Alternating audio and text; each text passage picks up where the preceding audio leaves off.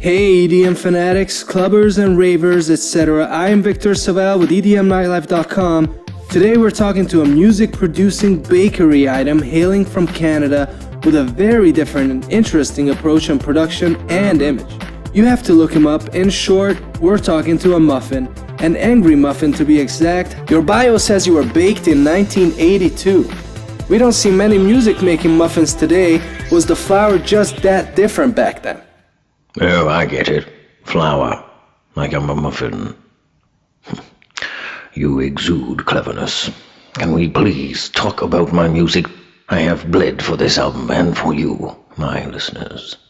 Alright. Your influences list genres ranging from classic rock all the way to synth pop. In what way does that come through your productions today? Oh God, how inquisitive. What are your influences? Your originality besits me. Well, I try to infuse my influences in a seamless manner. I don't like particular genres seeming obtuse in any way, as I much prefer a smooth, intelligent blend of stylistic ideas. I don't ironically refer to an era or concept like a pretentious teenage hipster. I make music, I make art, I'm a creator, it's real. So, do your performances require a special stage since you're a muffin and all, tiny mixers, CDJs and such? I can perform with anything, and it depends on what degree of live you are requesting from me. I can play with as little as one sampler, or I can bring 3 samplers, a drum set, 2 guitars, bongos, 3 vocalists, and 20 new burlesque dancers. Music is exponential that way. That's why it's such a fabulous art form. So when it comes to production, do you prefer physical synthesizers or maybe a more inboard software solution? What's your take on that?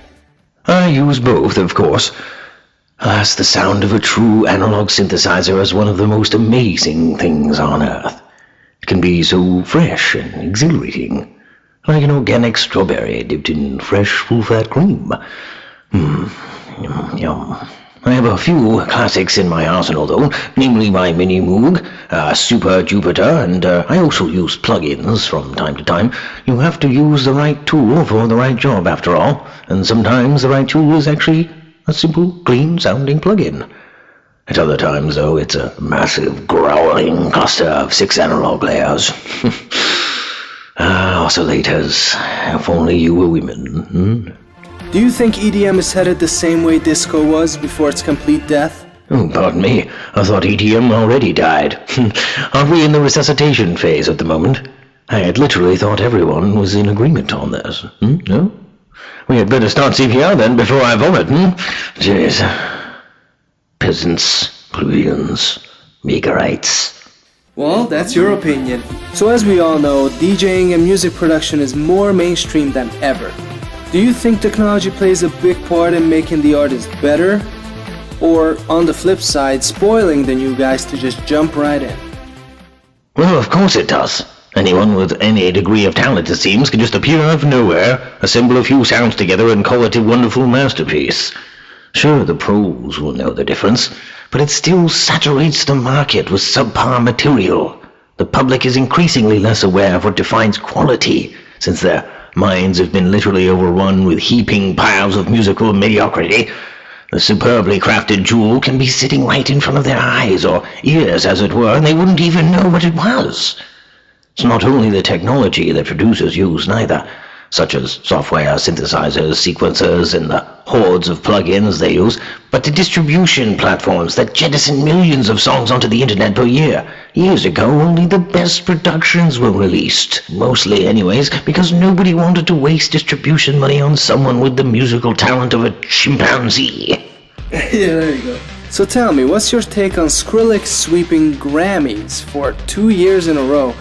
Is it positive on the EDM scene, or how do you think it affects it? If I wanted to listen to children's music, I would go to the library.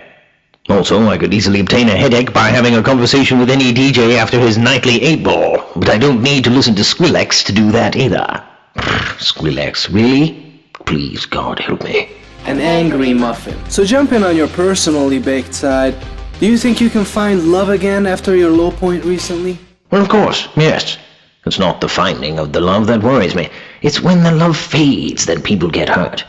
This is why most people are running away from love, pretending they are brave, fulfilled, and really just going on like complete cowards.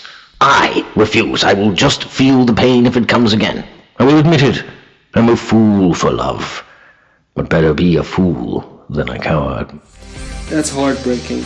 So you've been DJing in many different countries all over the planet. As a muffin, do you see a big difference in the European and North American EDM scenes? Yes, people are nicer in Europe, especially to romantic muffins like myself. I wouldn't approach a woman here. They would falsely accuse you of being a muffin stalker just for admiring their beauty.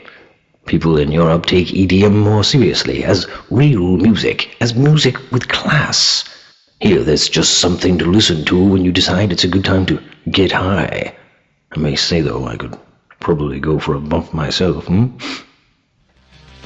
Is there a good chance that we'll be seeing you coming through Las Vegas soon? I would say there's a chance. Not a huge chance. Not a small chance, but an average-sized chance, perhaps. Perfectly shaped, muffin-shaped chance, Now here's a good one. Is there anything you can tell exclusively to EDMNightlife.com no one has ever heard from you yet? Oh, yes, suppose there is. I know for a fact now that there is an afterlife. I cannot disclose how I discovered this, of course, but I will say I arrived at the conclusion scientifically. Very cool. Thank you for your time, Angry Muffin. You're very appetizing. Oh, thank you for having me. Suppose it was a thrill for you, wasn't it, Well, there we have it, ladies and gents, our first interview with a food item that happens to produce great tracks and rock harder than some humans out there. Look it up at angrymuffin.net. I was Victor Savelle from EDMNightlife.com. Blur out.